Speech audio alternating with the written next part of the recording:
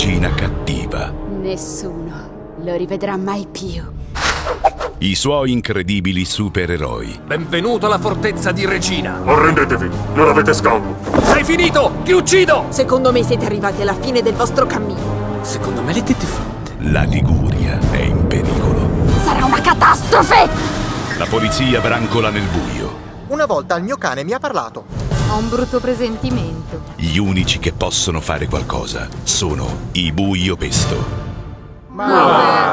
Un gruppo di cantanti che non sono certo degli eroi. In guardia, fellone! Assaggerete la mia spada, marrano! Amici, dobbiamo avere coraggio.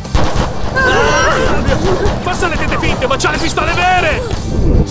E io? Ma per fortuna c'è Capitan Basilico. È tornato! Tutti lo chiamano, tutti lo vogliono, tutti lo aiutano. Dalle persone semplici alle persone importanti. Aiuto! Capitan Basilico! Oh, meno male che sei qui. Cosa succede? Questo studente ha cercato di corrompermi. È vero? Ma stai scherzando? Ma se non troviamo l'accordo giusto! L'ognomo, quello tutto verde. Verde. Niente, è un mistero. Cosa mi tocca fare per la mia famiglia? La vita di un supereroe è difficile, dura, pericolosa. Ma Capitan Basilico non ha mai paura. Sei fuggito? No, ma lo faccio subito! Lui risolve sempre tutto, Aspetta, o quasi.